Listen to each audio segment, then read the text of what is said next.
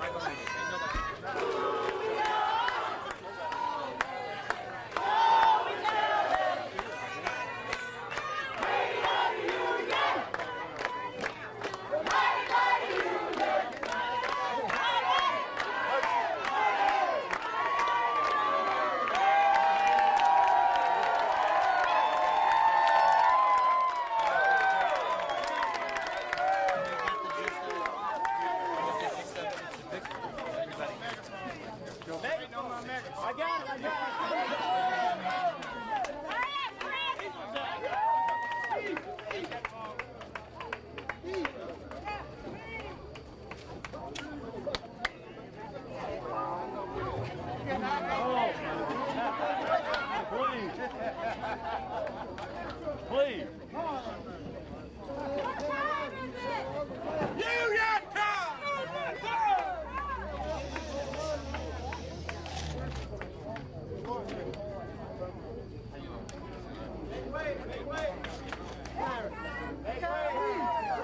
Make way, y'all. I want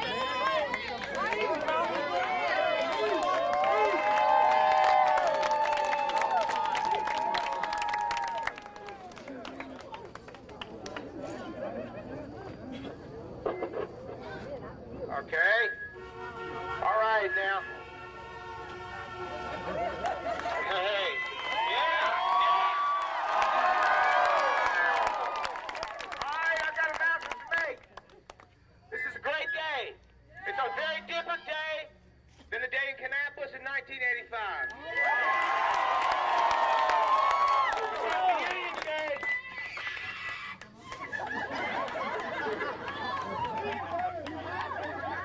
There were 6,267 ballots counted. 8% of the vote was challenged. The union got 3,034 votes.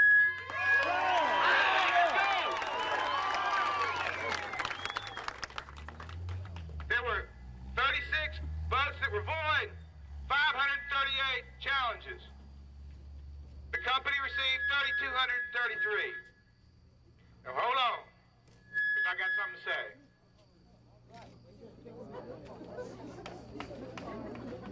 All right, I've been told not to use a megaphone. I think I can do it. All right, so let me just say. Ballots have not all been counted. 538 were challenged. That's 8% of the vote. We've got one. We put up one heck of a fight here, and not only did we put one heck of a fight up, but 8% of the ballots were not counted. This means we got a couple of choices. In addition, the company during the last days of the campaign created an atmosphere of fear and intimidation. James Fitzgibbons, the CEO for this company, promised you folks a fair election. And we deserve to know the answer. And we want to know the answer. Now, we could spend forever and a day trying to litigate these challenges, going to court, litigating these 538 challenges. And we will do that, plus file objections, but rather than spend the money that it would take to litigate these challenges and all the time, which could take months and months and years, we call upon Mr. Fitzgibbons to come out now and agree to a new election.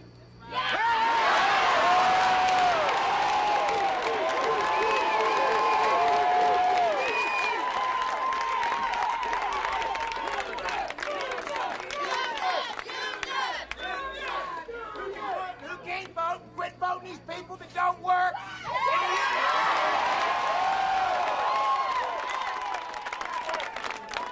One more thing. You people, many people that aren't here, put up one whale of a fight with this company. Right? And we want it to be decided by 100% of the people that are supposed to vote for Canada.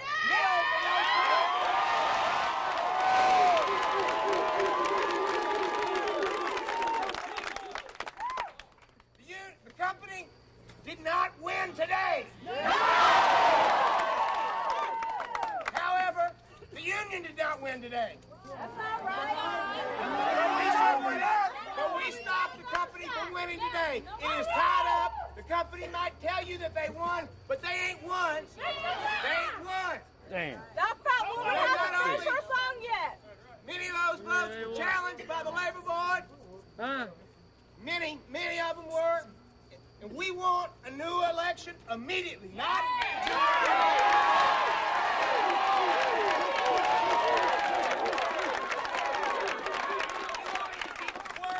We want this company to keep its word for the first time in 5.5 years, and that means the people that should vote, vote.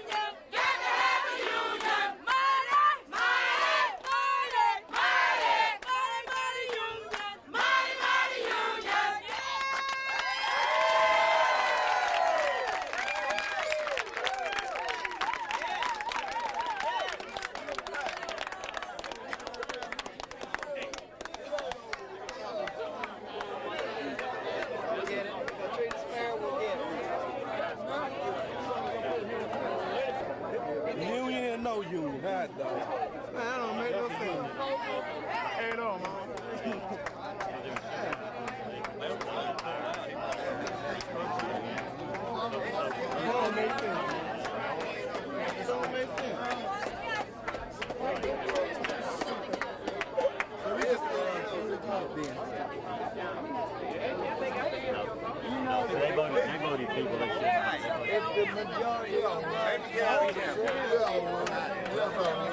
I'm on TV.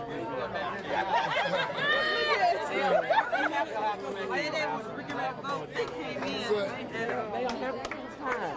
They'll have to.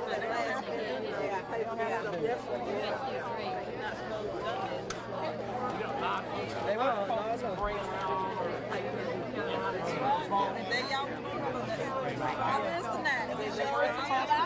They weren't supposed to do that. Because I didn't even know who was supposed to vote. Lord, don't take my face with all this. Ain't you not got enough for me? Ain't you not got enough for me?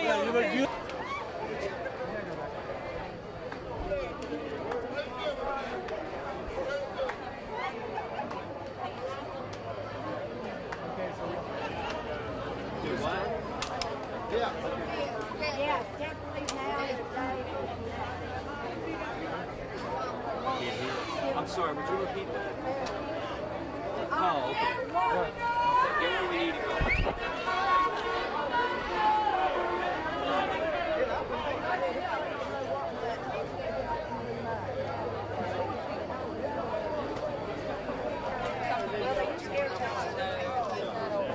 Well, I know, but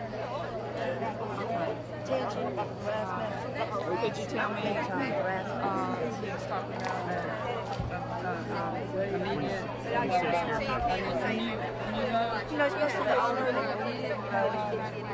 What did they tell him? So we don't take our buttons off, we don't take our shirts off. Yeah, they told us right in the beginning to drag it out as long as they can. They'll never agree to nothing.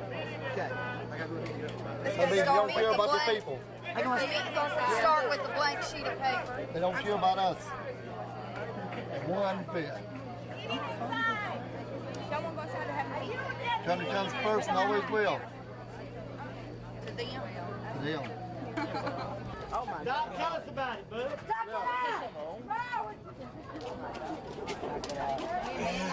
Hey, Bonnie. We're not letting I'm sorry. we're not letting cameras in. Cameras can't come in. I'm sorry, you can't come in now. Bring it to you, you can come get it and take it out. That's all you Get it, take it out. I think we need to.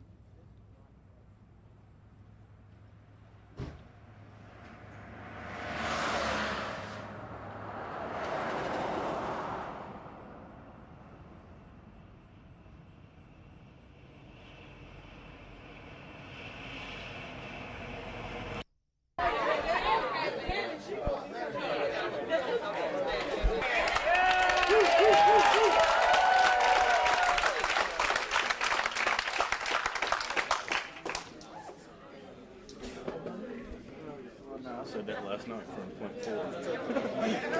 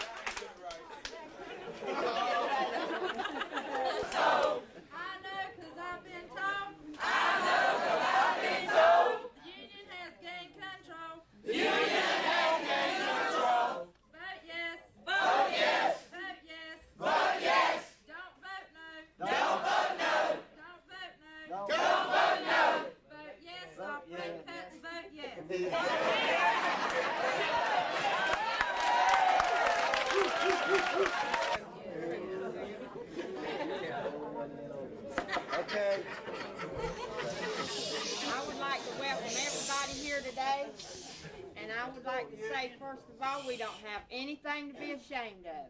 Amen. My name is Cynthia Haynes. I work at Plant 6 or Cell Block 6, whichever. And to my far right is Robert Steele. He works at Plant 4. And I'd like to introduce the greatest regional director ever, Bruce Rayner.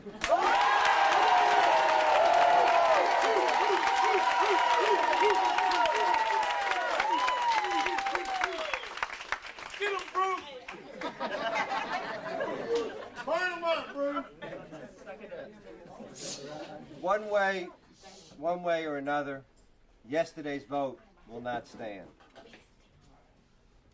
The National Labor Relations Board declared no winner in the contest for union representation at Fieldcrest Cannon.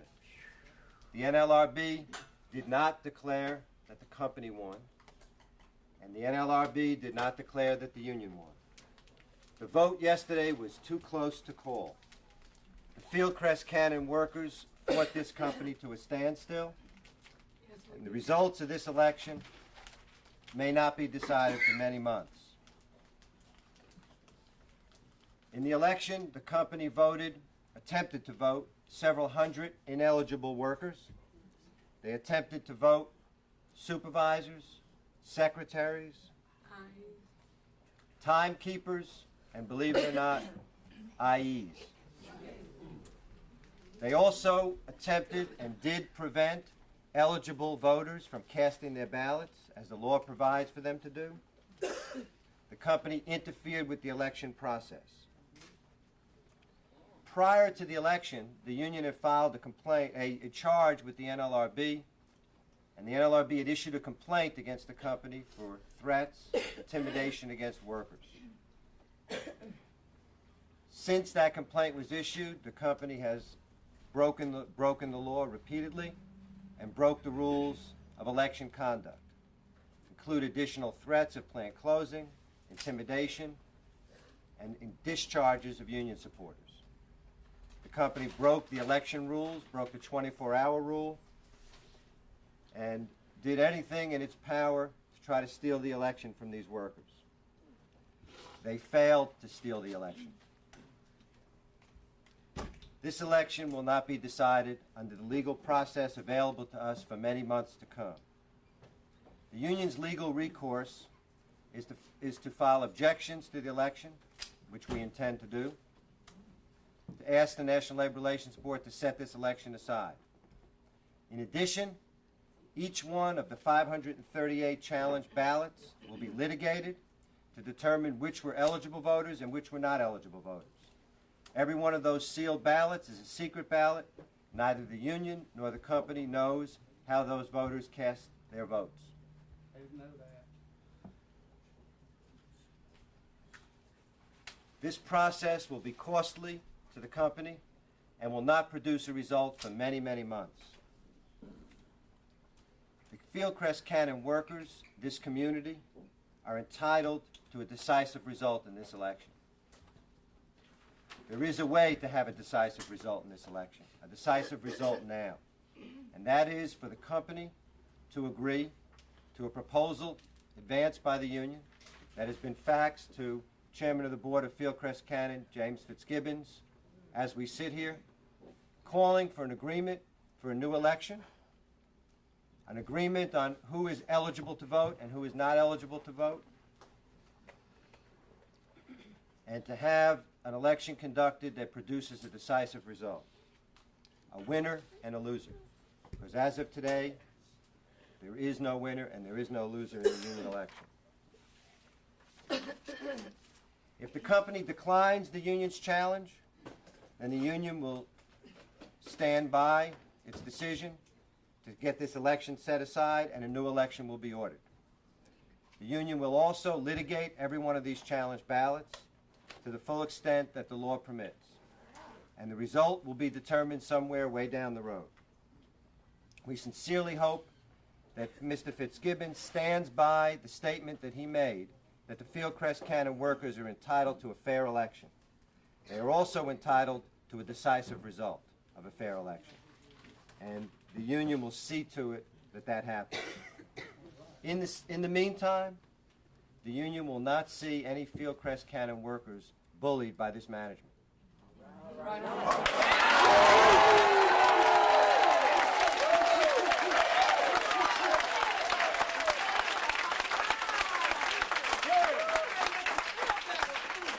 We'll stand by these brave and courageous working Americans who stood up under intense pressure for a better way of life for themselves and their family.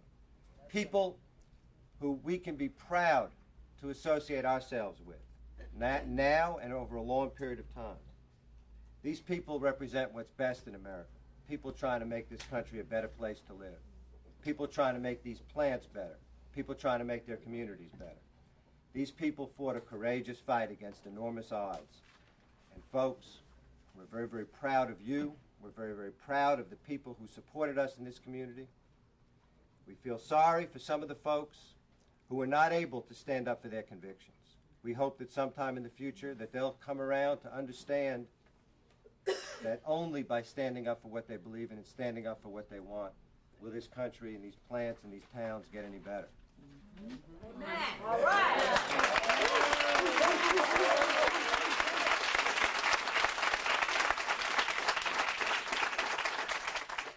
We look forward to a final victory in this election. For the Fieldcrest Cannon workers' long struggle for unionism in these plants. We're confident of that victory. We're confident that one way or another, this election will produce a union at Fieldcrest Cannon.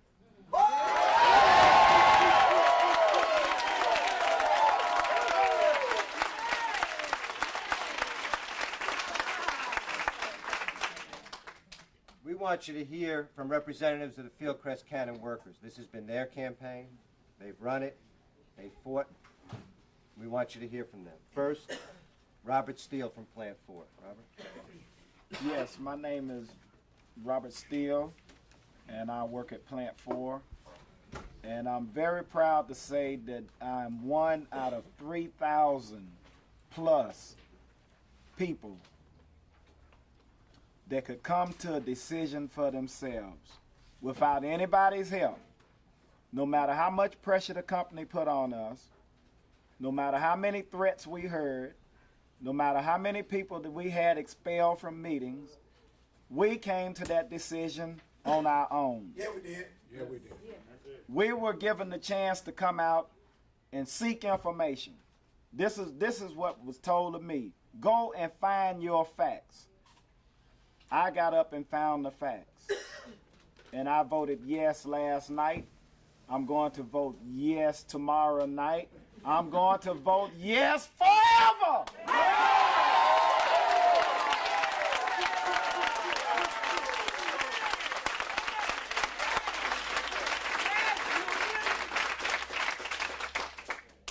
And now Cynthia Haynes from Plant 6.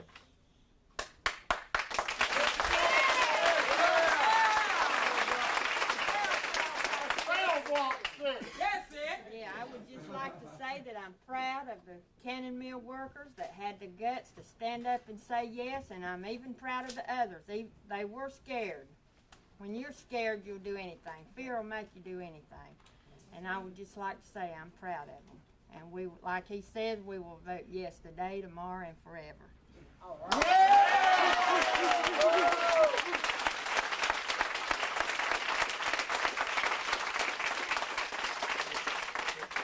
We have copies available of the letter that's being faxed to Fitzgibbons as we sit here, and at this point we'll take whatever questions How are. many eligible voters were prevented from casting a ballot, and why were they? The company, in a National Labor Relations Board election, the company controls the gates, and the company refused to let some people in to vote. People who were either out sick when the voting times were in their area, or who failed to vote in their area, tried to vote in another area. They were denied access to the voting areas. Do you know how many? Sizable numbers. We don't know precisely how many. Who's going to pay for the battle if it goes to litigation? Fieldcrest Cannon Company is going to pay to keep this election locked up if that's what they want to do. But as far as if it goes to court, what legal obligations would the union have to consider in terms of finances? The union will litigate on behalf of the workers as we have in the past, and we'll go to whatever extent is necessary. Would individual workers have to donate to that fund? No. Individual workers donate to the union every day from all over America as they pay That's their what union they want. dues. We got it for them, baby.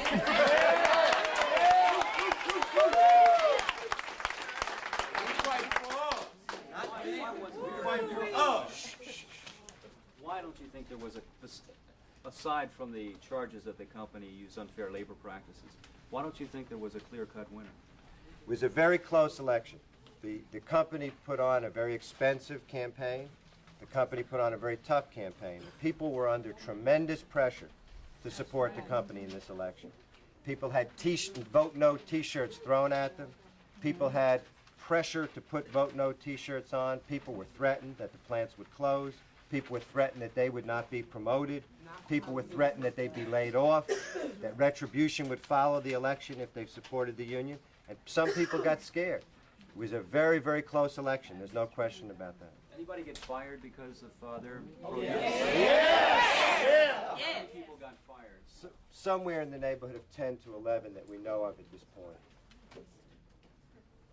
And is the union going to bat for them? The union will fight on behalf of each and every one of those workers to make sure that they get reinstated with full back pay plus interest from this company.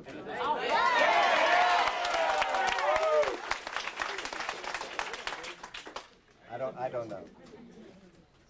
In the interest of their cases, we're going to first prepare their cases and file them before they'll appear in any public forums.